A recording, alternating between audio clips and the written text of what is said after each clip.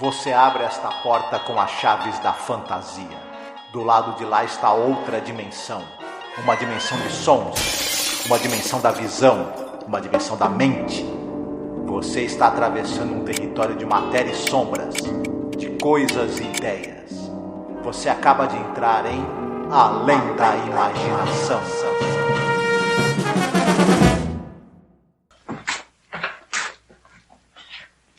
Class, this is Ilsa Nielsen. We're going to have to be very patient with her because her parents never taught her how to speak.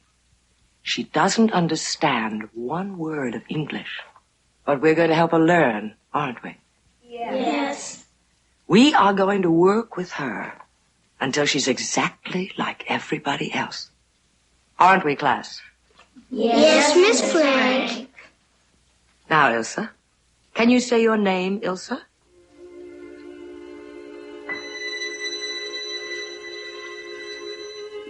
Try to say it. Your name, child. Ilsa. Ilsa. Ilsa. Try to say it, child. Your name. Olá, ouvinte, seja bem-vindo à Zona do Crepúsculo. Eu sou a Angélica. E eu sou o Marcos. Hoje nós iremos falar sobre o episódio chamado Mute, Mudo. Episódio dirigido pelo Stuart Rosenberg novamente e escrito pelo Richard Matheson, né, Marcos? Exatamente. Boa dupla essa daí, viu? Poxa. E importante destacar, a gente vai falar um pouco mais sobre isso depois, a música do episódio é do Fred Steiner e ele está absolutamente incrível, sabe, no episódio, entregando assim uma trilha interessante e assustadora ao mesmo tempo, né? Sim, muito bacana a trilha sonora dele, nós vamos comentá-la. Então, eu quero apenas dar um aviso antes que a gente comece a falar sobre o episódio. Primeiro aviso, quero agradecer porque a gente está quase chegando aos 1.000 inscritos aqui no canal. Não sei se quando você escutar a gente já chegou, que faltavam, sei lá, só 3 inscritos para chegar a 1.000. E isso é muito importante para a gente que está, nossa, há anos e anos já com esse canal. Mas eu tenho pedido muito nas redes, né, para o pessoal se inscrever no nosso canal e, sabe, compartilhar e tal. E a gente, bem ou mal, tem conseguido aumentar o nível de inscritos no canal, né? Isso é legal, significa que o teu trabalho está alcançando outro patamar, bem ou mal, né? E também isso é importante, dá para você fazer uma live, por exemplo, que é uma coisa que a gente está querendo fazer há um tempão, sabe? Pegar o episódio, sei lá, que é top 10, top 5 e fazer uma live, né, Marcos? Isso seria bacana. Sim, com certeza. E outro aviso também é, o YouTube não deixa a gente usar a vinheta nova. Todo ano, né, a gente já está na 4ª temporada, eu faço a criação de uma vinheta, em áudio sempre, né, eu mantenho a estrutura que a série apresenta, o Marcos faz a narração, eu faço aquele encaixe, né, junto com a trilha, ou coloco, como eu fiz nesse ano, uns efeitos sonoros, né? Só que dessa vez o YouTube realmente não quer deixar, derrubou 3, 4 vídeos da gente. Aí a gente voltou então com a abertura da temporada passada, né? Que o YouTube permitiu. Então, infelizmente, para quem quiser escutar a nova abertura, que a gente faz a nova vinheta, vai ter que escutar em áudio, porque em vídeo o YouTube não deixa, né, Marcos? Infelizmente. Felizmente, porque dá trabalho. A gente fala assim, caramba, você tá tão animado, vai fazer uma temporada nova e tal. Mas o YouTube tem disso, cara. E detalhe, depende muito, assim. Às vezes ele pega no pé com coisa que não tem nada a ver, né? Então não entendo, né? Mas de qualquer maneira, avisando então que a gente voltou a apresentar a vinheta da temporada anterior, da 3ª temporada. E, né, segue o barco. Uhum. E é isso, bora pro episódio, né, Marcos? Vamos! Então, esse episódio Multi, ele tem, a gente já destacou isso daí, direção desse Stuart Rosenberg, que eu, pesquisando, eu vi que ele já tinha feito episódios de Além da Imaginação. Ele não é um novato aqui, né, que nem um Perry Laffert da vida, que eu não lembrava de nada que ele tinha feito. Porém, a gente está bem entusiasmado pela direção do Stuart Rosenberg. Acho que a gente vai apontar isso, né? mas ele mostra assim um traço autoral, porque tem aqueles diretores assim, eles não conseguem imprimir, né, no episódio assim um traço deles e tal, uma estética que eles têm, uma intenção, né. Esse roteiro é do Richard Matheson, baseado num conto dele, isso é legal a gente contar aqui, né, em um conto dele que saiu em 62, que era uma antologia de bolso pela Ballantine Books, editada inclusive pelo amigo do Richard Matheson, nosso queridíssimo Charles Beaumont. Essa antologia se chamava The Fiend in You, que é uma antologia muito famosa, parece que ela nunca foi reimpressa, então quem tiver isso daí no original é uma raridade. Tem aqui a arte da capa lá no The Twilight Zone Vortex. Estou muito curiosa, assim, né? É uma pena a gente não ter acesso a essas antologias, né, perdidas, apesar que esse conto do Matheson você encontra em outros lugares também, né, Marco? Sim, você consegue talvez encontrar especificamente esse conto em outras antologias. Pena que a antologia original não foi reeditada, inclusive lá nos Estados Unidos, né? É uma pena. E pelo que falam, as histórias todas eram de excelente qualidade, né? É verdade, sim, é muito bem falada essa antologia aí, né? E esse é um episódio, assim, que ele tem críticas mistas por aí, né? Eu já vi o pessoal falando muito bem, eu já vi o pessoal falando muito mal, eu já venho entregando que eu gostei do episódio, achei o episódio interessante, ele é audacioso, assim, ele me passa uma coisa que talvez não seja intencional do episódio, mas pra mim ele me tocou pelo significado de ser mãe, né? No meu caso, eu sou mãe, né? E tal, o que é você aprender, o que é você errar, né? Sendo mãe. Então, eu acho que ele tem esses pontos aí, fora a própria ficção científica, né? Porque ele é um episódio que fala de telepatia e já estava sendo tratado já há muito tempo já esse tema da telepatia na literatura da ficção científica, né? Antes que o Richard Matheson tivesse colocado aqui. Tinha uma coisa também de que, entre várias paranoias que as pessoas tinham em relação à União Soviética, por exemplo, e os países ali da Cortina de Ferro, era difundida a história, né, de que eles faziam altas experiências ali com telepatia, com telecinesia, com mediunidade, e que eles teriam conseguido resultados fora do comum, muito superiores ao que teria sido conseguido no Ocidente. E foram escritos vários livros, reportagens fajutos, óbvios, né? E imagina, né? Você tem regimes fechados, o cara fez uma reportagem conseguindo informações ultra secretas de experimentos paranormais, né? Feitos nesses países. Tá bom, né? Complicado, né, gente? Então, realmente, eu acho que já estava meio que no inconsciente coletivo, né? Você vê até pela origem da história, ali eles colocam que eles são, na verdade, é uma espécie de culto, né, de telepatia, né? Só que ele é da Alemanha. Eu sei que na literatura, por exemplo, já foi abordado até pelo Aleister Crowley, que ele diz que ele tem um conto de 1913 chamado Testamento de Magdalene Blair, que é uma mulher que ela tem esse poder da telepatia, que ela experimenta um momento de terror e a agonia da morte lenta do marido e a descida dele ao inferno, né? Como já foi tratado várias vezes, né? Desde 1889, pelo escritor americano Edward Bellamy, já é tratada essa questão da telepatia. Eu, fã de Stephen King, claro que eu lembro do Iluminado. Não é só ele ver fantasmas, ele tem contato telepático, né? O protagonista, a criança, com o cozinheiro, né? E tem outros personagens de histórias dele também. Você recorda de cabeça alguma história sobre telepatia, assim? A Espera de um Milagre, de certa maneira, não é exatamente telepatia, mas é poderes, né, paranormais, né? Sim, mas da telepatia em si, né? A Incendiária, de certa forma, né? Ali já não é... Porque é legal, você mencionou uma coisa interessante. A questão da telepatia, tem a questão da telepatia, que você pode mover, né, objetos, inclusive, a questão de se comunicar pela concentração mental. Tem a pirocinese, que aí você acende o fogo pelo poder telepático, né, pelo poder mental. Tem a precognição, que você tem a capacidade de predizer o futuro. São várias, né, questões que podem estar abordadas dentro da telepatia. Sim, a zona morta, né, de repente. A zona morta, sim. Sim, eu me lembrei agora de você falando de quem tem pré-cognição, né? A Hora da Zona Morta é um outro exemplo, né? Do King abordando essa temática, né? É verdade. O Matheson mesmo, ele nos anos 70, ele estava nessa questão de explorar esses tópicos metafísicos, né? Porque ele faz, nos anos 70, aquela história Somewhere in Time, né? Que depois se tornou um filme lindíssimo, muito triste, né? E é um romance que ele conta a história de um homem que ele consegue viajar no tempo para poder encontrar uma bela atriz no século anterior, né? Então você tem várias histórias do Matheson nessa época falando sobre essas questões metafísicas, né? Inclusive a famosa história lá, o Hell House, né?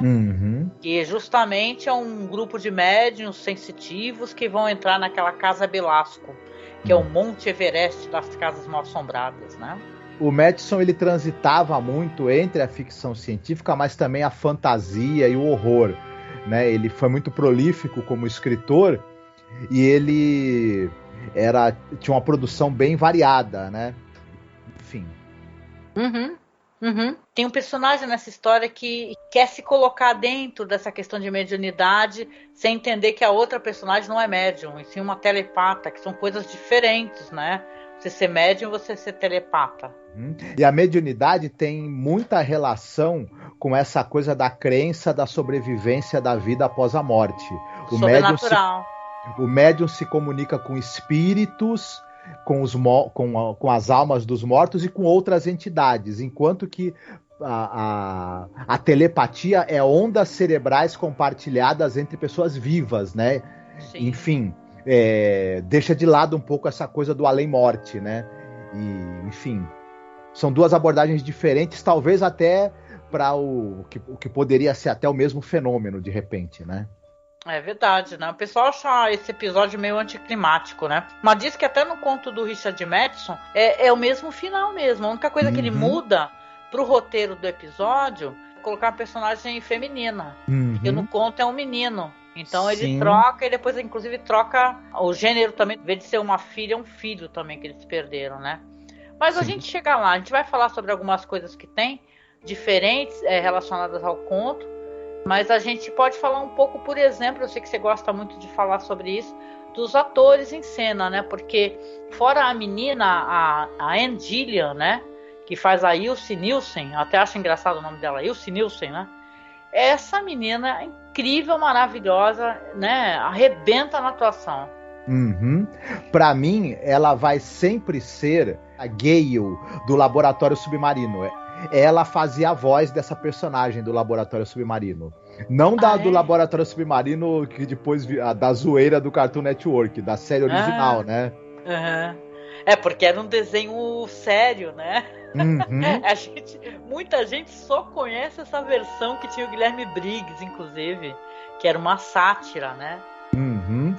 Mas ele é uma sátira desse desenho dos anos 70 que imaginava como seria num futuro, né, um laboratório de pesquisas oceanográficas que ficasse sob o mar mesmo, né, um laboratório submarino, enfim. E uma das personagens principais da série era a Gale e a voz dela era feita justamente pela nossa querida Anne Gillian. Ela também fez a Mae West numa cinebiografia da Mae West nos anos 80 e apareceu ali em várias séries de televisão como atriz mirim e depois como adulta. E ela chegou a ter um sitcom só pra ela fez muito sucesso essa menina, viu, depois como atriz. Ela fazia muito trabalho de vocal, né, de dublagem e dublagem adicional. E ela também fazia sucesso e chegou a ter um sitcom com o nome dela, mas durou apenas uma temporada de 13 curtos episódios. Né? Arrebenta. Nossa, ela passa muito. Porque assim, pra quem tá escutando a gente, talvez não tenha visto o episódio, ela não fala a maior parte do episódio. Depende muito das expressões dela, do jeito como ela coloca o corpo dela, entendeu? Então, hoje em dia, eu até mencionei pra você que todo mundo fala da Elizabeth Moss, que ela é maravilhosa mesmo, né? Em The Handmaid's Tale, que ela, em muitos momentos, você escuta os pensamentos da personagem e ela tá refletindo aquilo no rosto dela, né? Então, o pessoal tudo elogia, nossa, porque ela tá ali decorando, ela decorou para poder fazer certa cara. Só que a Ann Gillian tá fazendo isso aqui nesse episódio. 63, uma criança, né? Uma pré-adolescente fazendo isso. Ela vai falando, você escuta os pensamentos dela e ela vai refletindo no rosto dela as angústias, o medo, a simpatia, o choque. Isso é muito legal, né? Essa menina, ela arrasa na atuação nesse episódio. E a gente vai poder comentar ao longo quando a gente for comentar os fatos que acontecem, o quanto esse episódio depende muito da atuação dela. Também, né? Da atuação dela e da Bárbara Baxley. As duas levam praticamente esse episódio, né, nas costas. Me apaixonei pela Bárbara Baxley. Nossa, que olhos são aqueles, né? Que olhões, né? Muito maravilhosa. Ela aí com expressões de angústia, assim. A gente fala muito isso. The Twilight Zone tem, assim, todo o investimento dele, a maior parte, claro, o roteiro é muito importante, mas é muito na atuação, né? São escolhidos a dedo, né? Falar assim, não é qualquer um, vai ser essa atriz aqui, você vai ver a carreira da mulher, remonta ao cinema mudo, a pantomima, algumas atrizes, a gente já falou sobre isso. E essa Bárbara aí, meu Deus, ela é uma mulher maravilhosa, que faz a mãe adotiva, né? Que ela vai ser a mãe adotiva, mas ela entrega angústia, desespero, né? Porque ela perdeu uma filha, né? E ela quer muito essa criança, ela quer muito essa filha, e ela vai cometer alguns acertos e vários erros, né? A gente vai falar também. Isso, a Bárbara Baxley, o pessoal provavelmente vai lembrar dela do importantíssimo filme do Robert Altman, Nashville. Ela é a Lady Pearl do filme Nashville. Então, possivelmente as pessoas vão recordar dela desse papel marcante, inclusive da carreira dela. Mas ela era uma atriz de teatro e depois ela migrou para televisão. Ela era muito presente nos dramas televisionados. Ela apareceu em vários deles, possivelmente foi aí que ela chamou a atenção do Rod Serling, né, e dos produtores da série. Ela tá em vários episódios também do Alfred Hitchcock Apresenta, então ela era uma atriz muito competente e por conta disso teve a participação, né, porque você precisava ser um ator de muita competência para estar nesses teatros televisionados, nos teledramas, porque alguns eram feitos ao vivo, né? Sim. Enfim, e eles tinham uma exigência de alta qualidade, tanto no texto quanto nas atuações. E ela era figura fácil nos teledramas. Então, uma excelente atriz, e a gente pôde ver o talento dela nesse episódio, certamente. Ela participa com o Rod Serling, sendo showrunner, daquele episódio anterior ao Requiem para um Peso Pesado. Ela participa desse episódio aí, ou seja, o Rod Serling já tinha conhecimento dessa atriz, né? Você tem ela em um episódio que ele já fazia, né? Nessa série. A gente tem também o Frank Overton, né? Ele e a Bárbara Baxley fazem um casal nesse episódio. O Overton é um cara que ele morreu cedo, morreu aos 49 anos de idade, mas ele aparenta ser bem mais velho. Nesse episódio a gente olha pra ele e dá uns 60 anos pra ele, talvez. Né? Pois é, não parece que tem só 40 anos de idade, né? Ele vai ser muito lembrado pelo público por dois papéis que acho que marcaram ele. Ele é o xerife Heck do filme O Sol é para Todos, né? E ele também é o personagem Elias Sandoval do episódio This Side of Paradise, da série clássica do Jornada nas Estrelas. Então é um episódio marcante da série, o pessoal provavelmente vai lembrar desse episódio também. Ele era um ator também de televisão, apareceu em muitas séries. Ele aparecia nos dramas televisionados, aparecia em séries de policial, e enfim, ele teve um papel fixo, por exemplo, em uma série chamada 12 O'Clock High, que era sobre um bombardeio da Segunda Guerra Mundial, a tripulação de um bombardeio e as dificuldades de um personagem que ele ia ser o novo comandante desse bombardeio. O comandante morre e era um cara muito ligado à sua tripulação, e esse cara vai ter que substituir o comandante, né? Uhum. E ele fazia um dos tripulantes, né, na série, que teve assim mais de uma temporada e tudo. Não foi exibida no Brasil, que eu saiba, né? E é um papel pelo qual também o Frank Overton é muito lembrado. Não para nós do público brasileiro, infelizmente, né?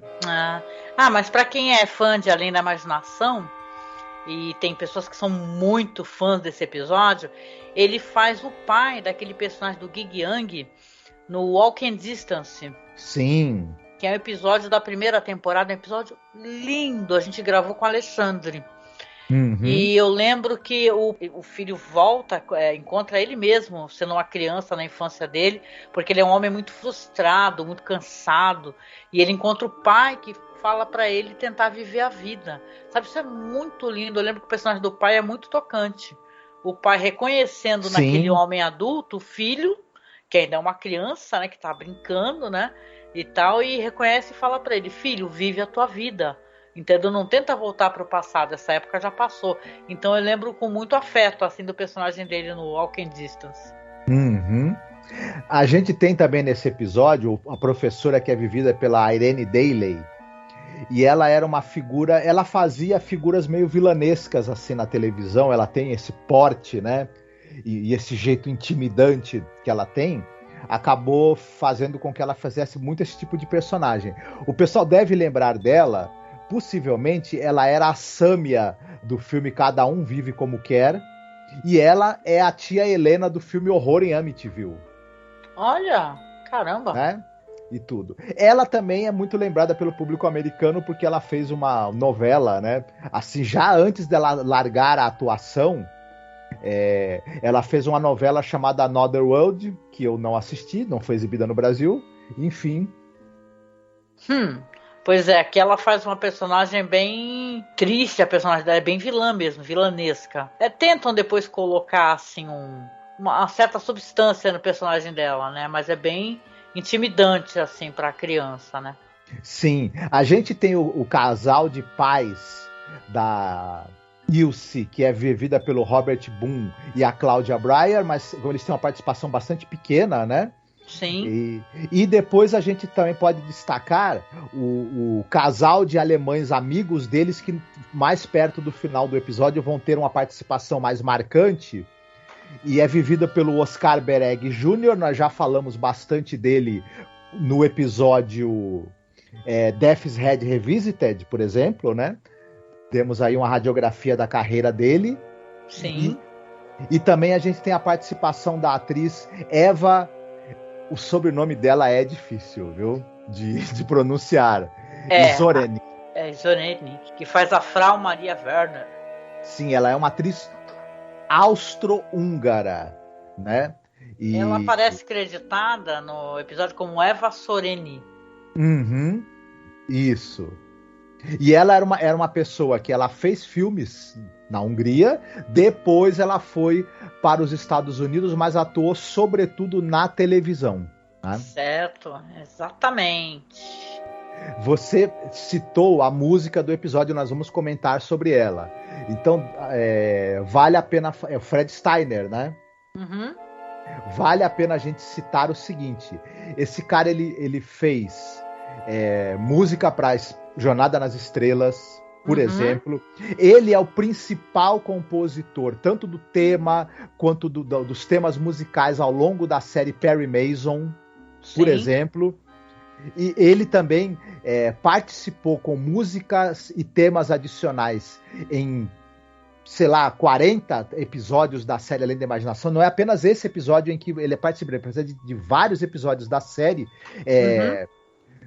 E é um cara com uma carreira muito marcante, viu? Um excelente compositor. Não, e tem uma coisa, ele era bem jovem nessa época, ele era discípulo daquele Nathan Van Cleave, que é outro maestro aqui também de The Twilight Zone. Muitos lembram ali do Bernard Herrmann, né? Que é um compositor muito famoso, né? Foi compositor também de filme do Hitchcock, mas esses outros compositores, eles são incríveis. E esse episódio, A trilha dele, ela tá muito presa na minha cabeça, que é muito interessante. Sabe, os violinos, assim. Ele tem um clima de terror e de suspense muito, sabe? Ele é muito contagiante nesse sentido, eu acho. Muito do clima que o episódio tem se deve ao uso da trilha sonora e dos temas que ele trouxe, né? O Fred Steiner. Sim. Então, um cara que vale a pena a gente destacar o talento dele e o papel importante que ele teve na trilha de várias séries. Ele também trabalhava como maestro, conduzindo as orquestras que tocavam temas compostos por outros em várias séries também. Sim. Muito bom, bem. Gente. Quem quiser escutar um pouco mais sobre o trabalho dele, é só escrever o nome dele aqui no YouTube e colocar The Twilight Zone, que vai aparecer as trilhas dele. Tem vários canais aqui que tem todas as trilhas da série, né? A gente não pode colocar aqui porque o YouTube, né, faz aquele papel bonito dele, né? Que é pegar e derrubar o vídeo. Mas é isso. Vamos lá então pro episódio?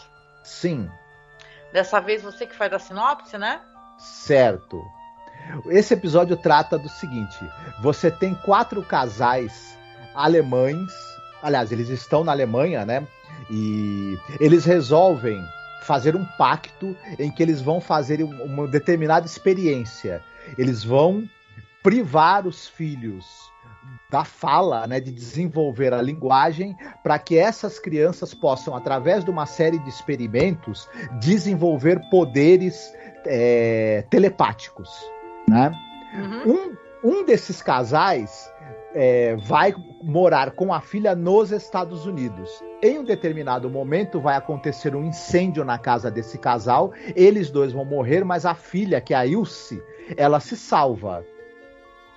Ela vai ser adotada pela Cora e pelo Harry. O Harry é o xerife da cidade. Durante um tempo, até que se possa ver como vai ficar a situação da menina. Porém, a menina não fala e ela possui poderes telepáticos. Como é que vai ser a vida dessa menina com esse casal, que é um casal que inclusive tinha perdido a filha, né? Eles ainda estão se recuperando da perda da única filha que eles tinham. Esse casal que não sabe dos poderes dela e não compreende que ela não fala porque ela passou por essa série de experimentos, né, científicos. O que vai acontecer, né? É isso que é o tema do nosso episódio. Exatamente. Esse é um episódio que ele quer discutir a questão do outsider, né? Essa síndrome do outsider, né? De você não se encaixar dentro de algo. Você vê que ele é muito maltratado assim durante o episódio, né? Todo contador de história sabe disso, né? De terror ou de ficção científica. Existe uma verdade absoluta, né? Que em algum momento de suas carreiras, se você quiser expor os horrores de alguma coisa, você expõe uma criança a esse horror. E por outro lado, se você quiser fazer algo parecer terrível e horrível, você coloca a criança como, né, o foco, né, do terror para outra pessoa que esteja observando. Você tem um episódio aqui nesse caso aqui que não é um episódio de uma criança assustadora e cruel, e sim que ela é exposta a uma situação muito cruel, né? Porque você tem os pais que me passou que é isso, que é uma espécie de culto, onde eles querem fazer com que a telepatia seja utilizada pelo menos entre eles e seus filhos. Caso aconteça alguma coisa a eles, eles têm um contrato entre si que um vai cuidar do filho do outro, né? Mas ao mesmo tempo você pensa assim que você vai educar uma criança para se comunicar apenas telepaticamente, mas não tem a questão da fala. Então você já fala assim, poxa vida, a criança, né, ela vai ficar suscetível a poder se comunicar somente com aquelas pessoas, né? Então você tem esses casais que vão se separar, vai acontecer essa tragédia, já começa o episódio com essa tragédia, não é? E você vê que os pais dessa criança, dessa menina que vai sobreviver, eles já são meio rejeitados pela cidade, eles não se misturam, né? Vamos colocar assim, parece que eles são meio isolados, né, Marcos? Exatamente. Eles, por conta deles se dedicarem a esse experimento, e esse experimento que para que isso aconteça, você precisa privar a criança da fala e, obviamente, de escutar outras pessoas falando, né? Eles acabam tendo que se isolar, né? E aí gera uma desconfiança por conta, né? Embora isso não é exatamente mostrado, mas é dito, né? Pelos outros personagens, né? É verdade, né? Tem até uma mãe, na verdade, casal ali, uma mulher, que ela fica contestando isso. Ela fala, mas não é perigoso a gente fazer isso com as crianças, né, e tal, né? Uma dica do que pode vir a acontecer, né? E a história, realmente, o que ela quer tratar é você inserir, né, a criança nessa sociedade, que é uma sociedade falante, que se comunica através da fala, né, e da escrita, claro, mas aqui a gente está falando, inclusive, da questão de falar, e para ela, inclusive, a fala, isso é colocado no conto do Richard Matheson, é uma coisa dolorosa. Isso impede, inclusive, que o menino, no conto, ele consiga sentir afeto por aquele casal que está acolhendo ele, que aqui na história e também no conto é o xerife e a esposa dele, porque eles falam, e isso incomoda ele, porque na casa dele, do menino, com os pais, eles não falavam, eles só se comunicavam telepaticamente. Isso na história que a gente está acompanhando aqui é muito bonito até, né, Marcos? Quando tem essa lembrança dela, isso já na escola, e ela lembra como é que o pai ensinou ela o que é um barco, né? Então ele tem aquele quadro lá que ela fixa o olhar e do nada assim o barco vai se movimentando, se transforma, muito antes de Harry Potter, hein? Você tem aquele quadro lá que tem um barco se movimentando, o mar, né, tudo se mexendo assim. Tem cenas muito bonitas nesse episódio, a gente fica até sem saber exatamente quais cenas a gente pode a gente pode mencionar aqui, porque são várias cenas incríveis. Essa do quadro é uma. Tem um momento que a mãe, porque a gente não comentou aqui, mas a mulher do xerife, que acolheram a criança, imediatamente ela já se apega à menina, porque ela perdeu uma filha.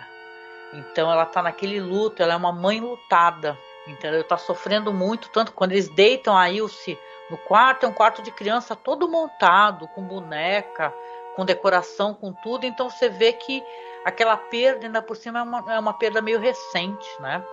Então ele é um casal que está enlutado, a mãe está desesperada por, né, poder dar afeto, para poder dar amor, né? Tem um momento que a menina, a Ilse, ela vê os pensamentos dessa mãe, dessa mulher, e ela vê o momento que a mãe descobre que a filha morreu, né? Que entregam assim, a criança morta e falam que ela se afogou, né?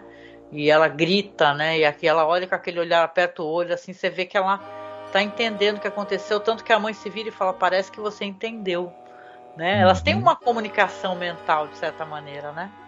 Sim, e isso é muito bem conduzido pela direção. É muito bem vivido pelas duas atrizes, pela Barbara Baxley e pela Ann Gillian, mas a direção também faz com que a gente entenda esse vínculo que vai se criando em relação a elas. É muito criativa essa cena que você descreveu, porque a gente vê a personagem da Barbara Baxley, né? A Cora Wheeler, que perdeu a filha. A menina tá olhando para ela e aí tem um close na parte de trás da cabeça, né, da Cora.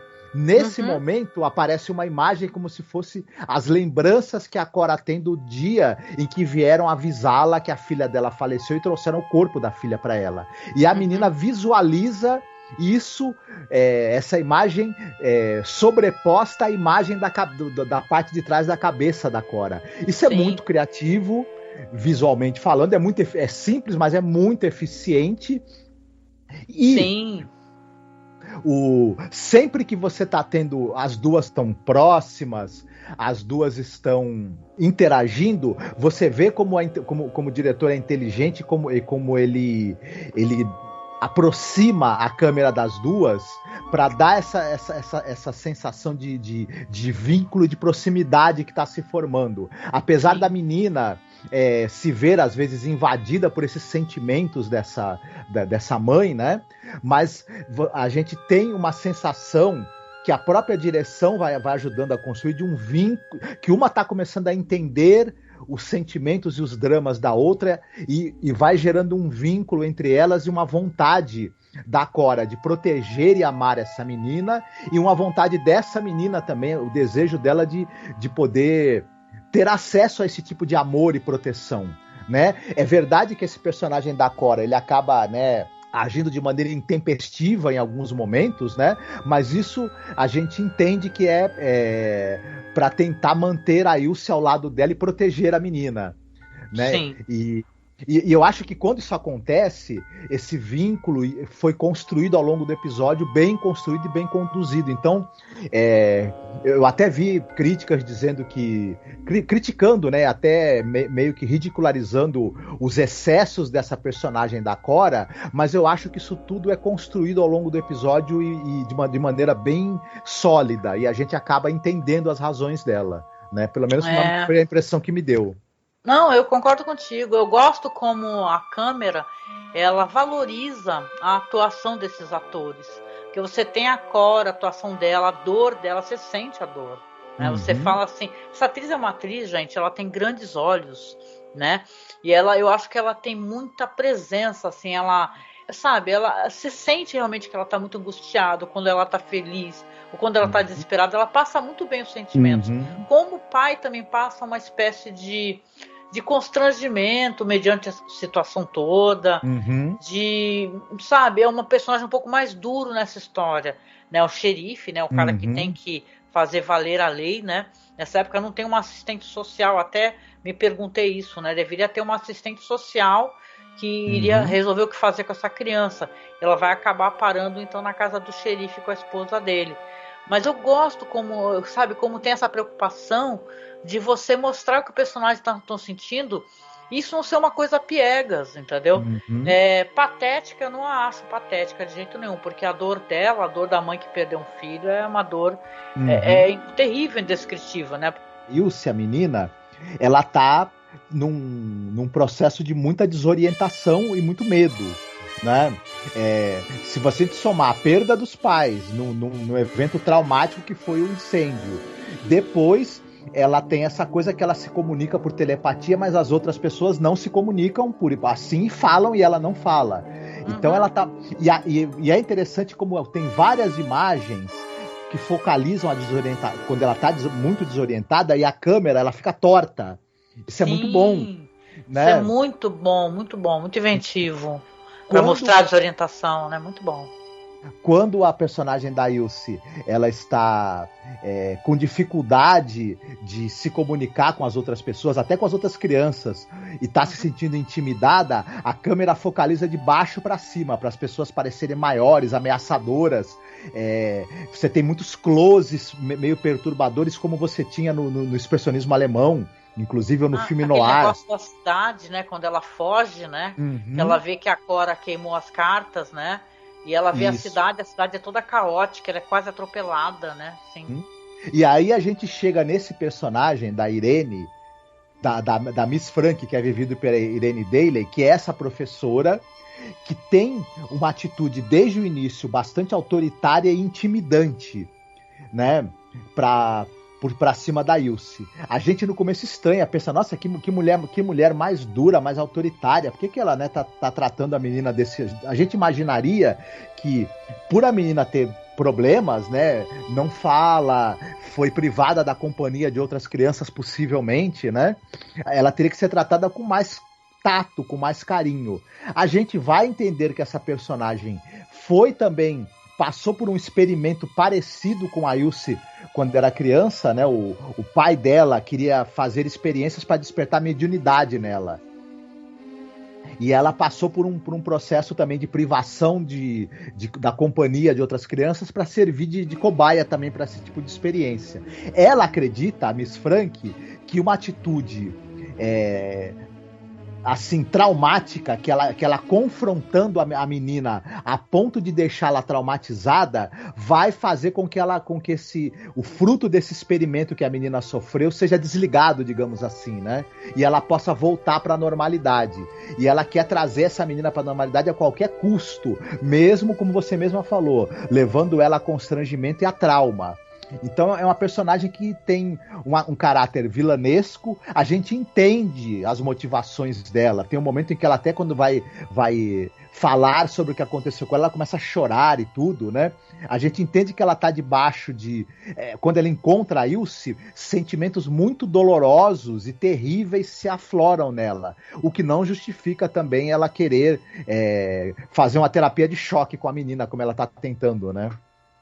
É verdade. É uma história que ela está falando muito sobre essa questão de assimilação, né? Você vê que o constrangimento tem a questão dos familiares dela, que ela perdeu. Aí já tem aquela crítica lá do xerife, né, e tal, né? Ou da mãe mesmo, né? Fala assim, o que eles faziam com ela? Porque ela não ia pra escola. Né? Então você vê que essa questão da síndrome do outsider, né? Que esse sentimento de não pertencimento que é experimentado por aqueles que diferem assim dessas características comuns, né, de uma população, e essa pressão toda para assimilar, né, porque ela está sendo obrigada a falar, por exemplo, ela não consegue falar, inclusive ela trata a criança como se ela tivesse algum problema cognitivo, humilhando ela. Eu não perdoo essa personagem, sabe? Ela depois ela tem uma espécie de redenção quando ela fala que o pai dela obrigou ela a tentar ser médium e tal. Na história do Richard Matheson, tem um lance que na verdade, essa moça ela não tem pai. Aí a mãe quer obrigá-la a ser médium para ela tentar se comunicar com o pai. É uma coisa bem surreal, assim. Então você tem essa questão sobrenatural, né? Ela acha, na verdade, mas o pior é que ela entende. Essa personagem é uma personagem tão, né? Que ela entende como é que dá para praticar mais violência contra essa menina. Que ela fala assim, fala o seu nome, Ilse, fala o seu nome. Aí a classe vai e repete o nome dela várias vezes. Classe, fale o nome dela.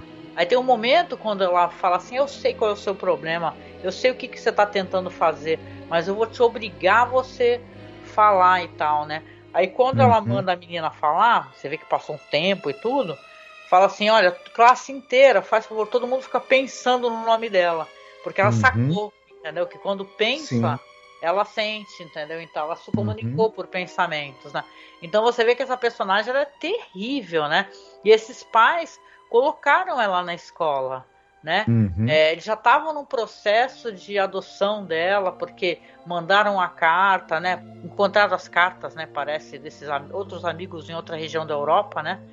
Aí ele escreveu as cartas avisando que ia entrar com um processo de adoção e tal, que se eles não respondessem, ele continuaria com o processo de adoção, só que a Cora vai lá e queima as cartas, né?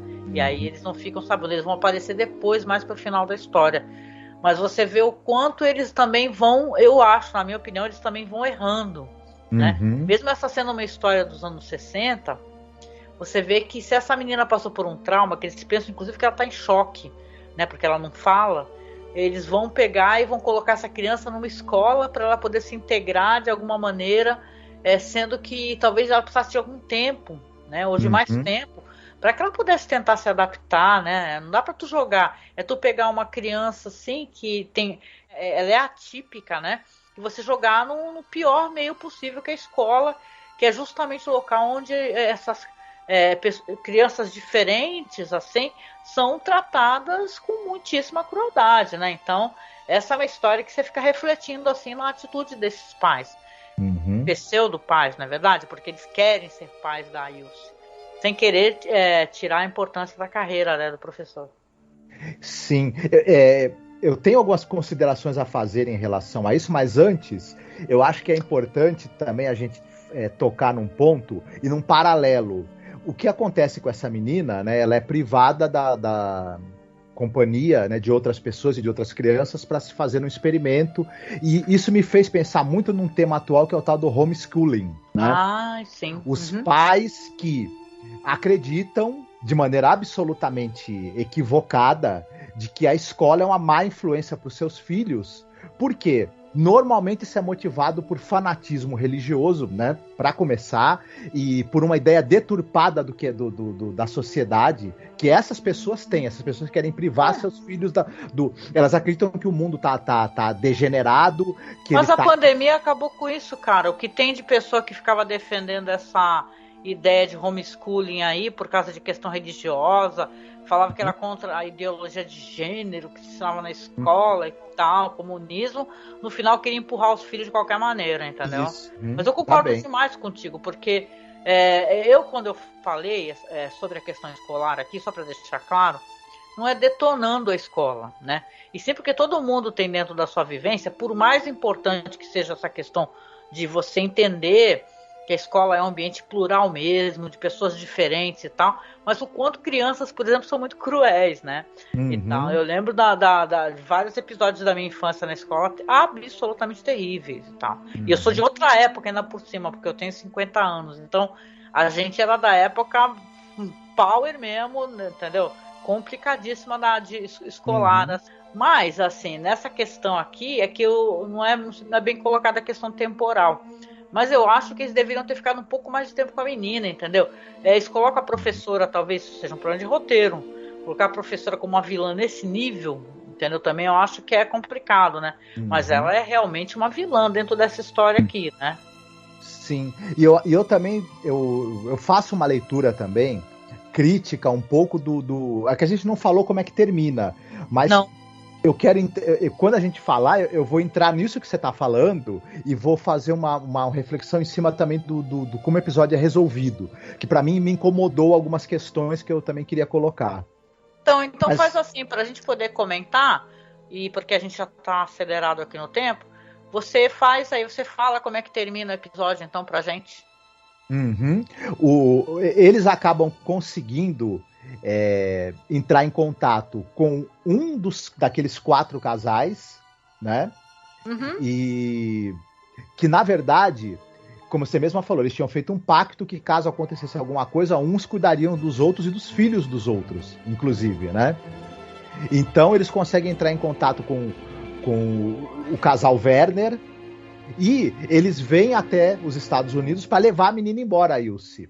Só que, nesse meio tempo, a parte do tratamento traumático que a menina teve na escola acabou meio que desligando um pouco a telepatia dela, e ela também, vendo a possibilidade de ser levada embora, ela acaba conseguindo falar o próprio nome, né? E é uma cena terrível, né? Porque não é uma cena bonita, né? Ela fica repetindo o nome dela e tal, ela fica escutando aquela telepatia do casal, né? Como se fosse quase uma rádio com interferência, né? É um som estranho que eles colocam, né? Propositalmente, né? Sim, e ao mesmo tempo a Cora, né, que está criando ela até então, né, durante aquele período após a perda dos pais, se agarra a ela e fala: vocês não vão levar ela embora, vocês não têm esse direito. E a gente percebe ali, nesse momento, quanto o vínculo entre as duas mesmo de amor se estabeleceu. Ela fala pela primeira vez que ama, né, a menina. Eu a amo, vocês não vão levar ela embora. Eu a amo. E a menina também gosta dela, do jeito dela, mas gosta dela.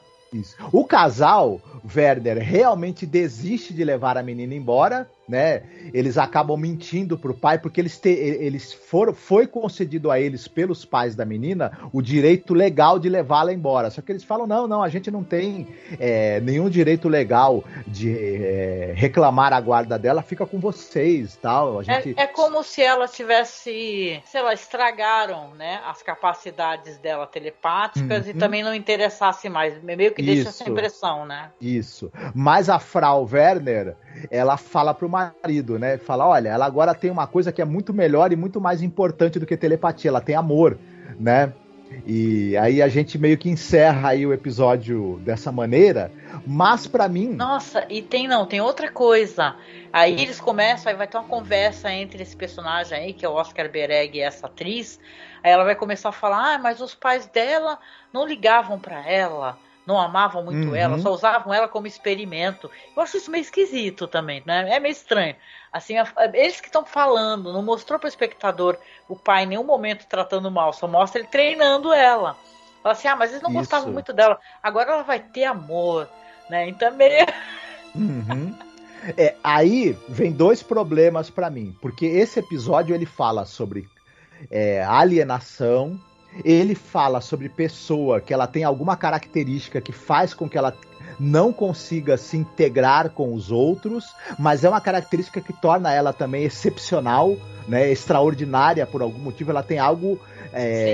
ela não tem uma deficiência ou uma necessidade especial exatamente. Ela tem algo a mais, na verdade. E fala também, possivelmente, da dificuldade do imigrante, porque ela não fala, isso pode ser uma leitura da pessoa que não fala o idioma, não tem domínio da cultura daquele local e vai ter dificuldade de se integrar. E também meio que tem o estereótipo do europeu frio, né, distante, em contraposição ali com o americano mais amoroso, etc. Aí a gente começa a se perguntar o seguinte, né? O episódio parece defender a ideia do seguinte: se você tem algo de extraordinário, mas que dificulta você se integrar, abandone isso para poder se integrar. Porque o amor é melhor que a telepatia, ou seja, é melhor você ser aceito do que ser telepata, do que ter uma habilidade, né? Não, e é meio assim. Na verdade, você fica com a impressão que, na verdade, quebraram a vontade da menina, né? A professora falou assim: eu vou te maltratar até você começar a falar, e consegue, né? Então é meio dúbio essa questão de sentimento. Eu até falei sobre a questão maternal, porque a gente que é mãe fica pegando no pé, ai, faz isso, faz aquilo, arruma seu quarto, não sei o que, não sei o que lá. Você sabe, é questão de você estar querendo que a pessoa se ajuste a valores seus, a ter os mesmos hábitos que você, e é um outro ser humano também. Você não pode, a gente pode, claro, é o nosso papel dar valores, por exemplo, né, o melhor possível, né, ensiná-los, mas a gente também pega muito no pé. Eu sei porque eu sou mãe, né, eu tenho muitos defeitos, né, então eu me enxergo inclusive naquela mãe errando, sabe, fazendo o que não deveria ter feito, né, queimando aquela carta, não que talvez eu fizesse isso, né, mas por amor às vezes a gente faz muita merda. Ou se você é um imigrante, a solução para você é se integrar na cultura desse país, né? E se livrar dos traços culturais que você tenha, que possam fazer você não ser tão bem aceito. A gente acaba, infelizmente, fazendo essa leitura. Talvez ela reflita um pouco a visão da época sobre educação, né?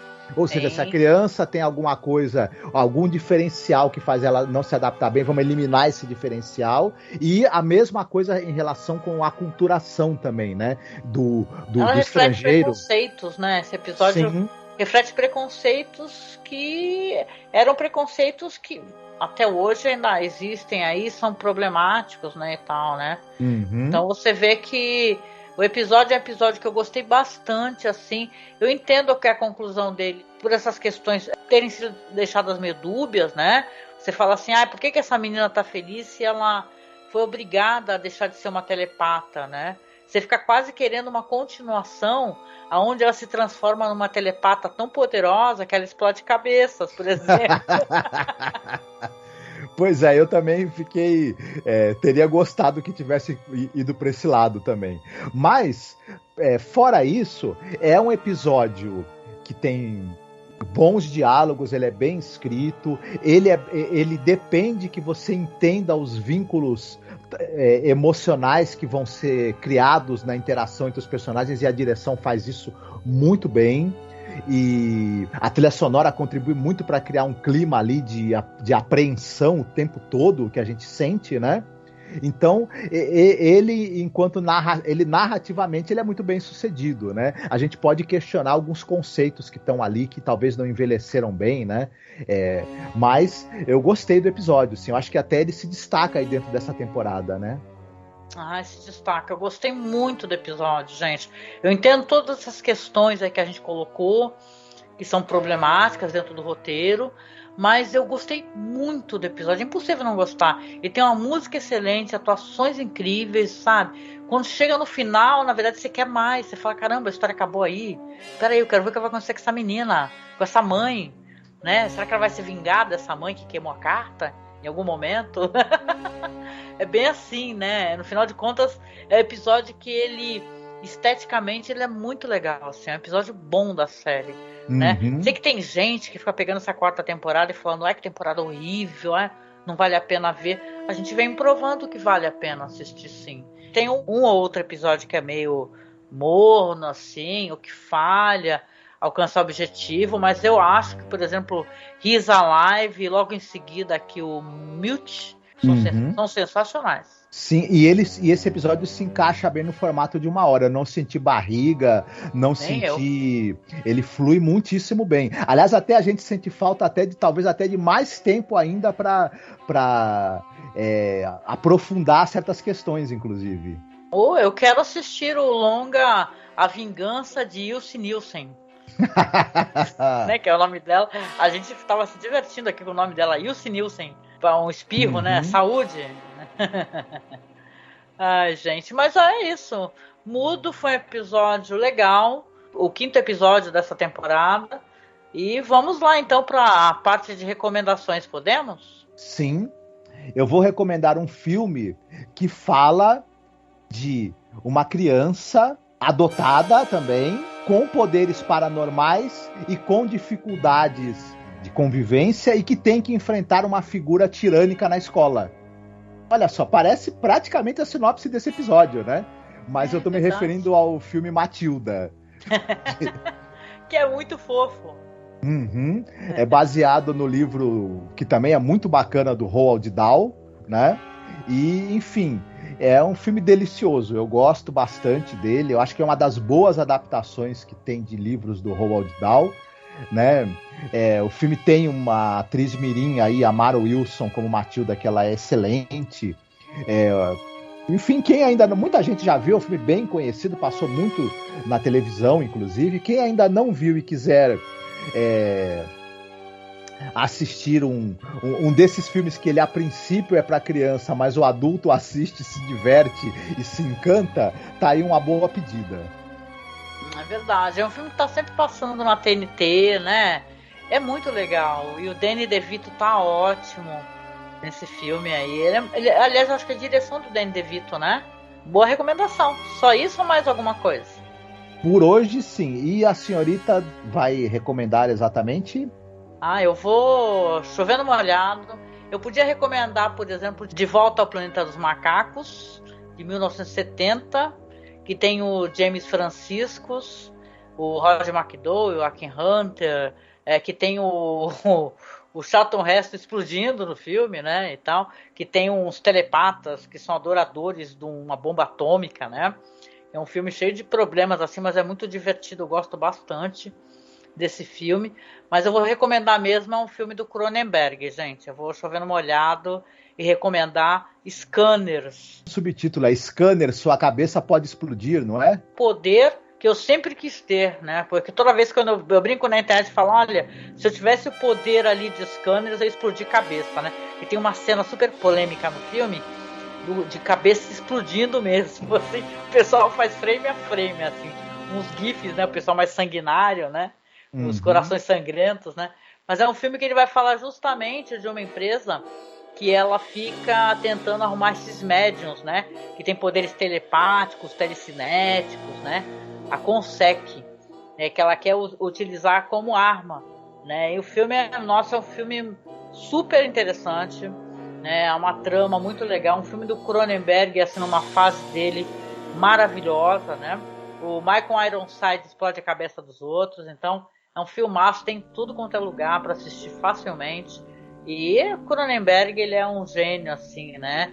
Esses filmes dele, principalmente esses filmes da fase dele canadense, né? Produzidos no Canadá, são muito bons, né? Eu gosto demais do Cronenberg e eu acho o Scanner sensacional. A cena da explosão. Eu lembro na televisão, né? Porque esse filme já passou na TV, né? Claro, o filme dos anos 80.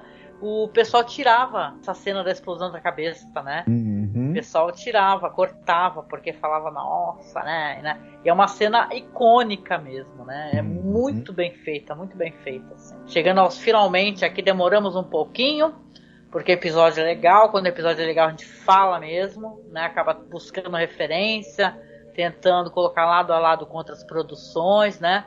Até um episódio desse que tem um final bem, né, questionável, né? Conta pra gente o que você acha, né, do final do episódio, né? Comenta aqui no YouTube ou comenta lá no nosso site, tá? Que é masmorracine.com.br. De final aqui, o que eu posso pedir para vocês? O de sempre, né? Siga a nossa página no Facebook, que é @masmorracine. Nós temos a nossa página também de fotos, bastidores da série, que é The Twilight Zone Behind Scenes. Então você vai ter lá muito conteúdo, a gente publica vídeo e tudo, é bem legal. Também tem a nossa conta no Instagram, a gente não pode esquecer de falar, porque essa conta é muito maneira, que é @masmorracine. Você vai ter vídeos, curiosidades, uns cortes, sabe? Que tá muito hoje na moda esse negócio de cortes de podcast, né? A gente já tem isso lá e é muito legal, que o nosso amigo William Funchal sempre dá essa força pra gente. Na verdade tem um TikTok meu, se você quiser seguir, que que é a Angélica Hellish, meu TikTok. Eu ando colocando coisa da série lá, né? Ou seja, o TikTok é meu e eu fico colocando coisa da série, né? Porque é a coisa que eu gosto. Embarquei nessa onda de TikTok, né? O Marcos fica assim, o que é isso, né? Lá também tem a Angélica fazendo diversas coreografias. Não, isso é mentira, gente. Não acredita. Não me siga atrás disso que você só vai se decepcionar. Costuma ter corte aqui do podcast, né? Que eu tô usando para divulgar o podcast. No mais, avisando para você, se você quiser escutar o episódio com a música final, porque é tão legal, gente. A gente escolhe a música com carinho. Essa música mesmo que eu escolhi hoje, porque hoje é minha vez, é muito maneira. Eu acessei essa música através, né, de pesquisa de cinema, para variar, né? Eu gosto muito daquele filme Logan's Run, que é um filme de ficção científica, que aqui no Brasil saiu com o título de Fuga no Século 23. Aí eu vi um clipe que fizeram para a cena do carrossel do filme. Quem assistiu vai entender o que eu tô falando. Quem não assistiu ainda, recomendo, assista, procure esse filme. Que tem uma cena de carrossel que as pessoas vão sendo eliminadas, né? Não é carrossel tipo, né, esse de parque de diversões. E sim as pessoas vão flutuando e rodando assim, sabe? Uma puta cena, uma cena icônica. E aí alguém fez um clipe com a música dessa banda, com essas imagens do carrossel. E eu fui atrás, aí baixei, arrumei, fiquei fã, fiquei apaixonada. O nome da banda é Millennium Machines e o nome da música é Synthetic Eyes. Ou seja, é uma música que vai falar também sobre essa questão de silêncio, né? Fala de tecnologia, claro, né? Mas é bem interessante a música, ela tem um clima bem gostoso. Então é essa música que eu escolhi pro final, tá? E finalizando aqui os recados, rapidinho, acesse lá o nosso perfil no Twitter, que é @masmorra_cast ou @cineclube da masmorra, porque agora eu criei esse perfil. E também criei outro, né? É Zona Crepuscular, que é pra série The Twilight Zone, né? Eu sempre quis criar esse perfil, sabe? Eu acho mal maneiro ter perfis assim pra ficar divulgando somente coisas de The Twilight Zone. Então, se vocês tiverem interesse, sigam a gente lá. E se você quiser ser nosso padrinho ou a nossa madrinha, nos ajudar a manter o nosso trabalho vivo, ativo, para que a gente possa ter mais uma temporada de Além da Imaginação, continuar fazendo aqui, com todos os perrengues, gente. A gente está passando por vários perrengues para poder manter o site ativo. Acredite, vá lá no Padrim, procure a gente lá como Masmorra Cine e seja o nosso padrinho ou nossa madrinha, doando qualquer valor. Pode ser um valor recorrente, 5, 10, 20 reais, que já nos ajuda muito, tá? Para que a gente possa pagar servidor, resolver problemas técnicos.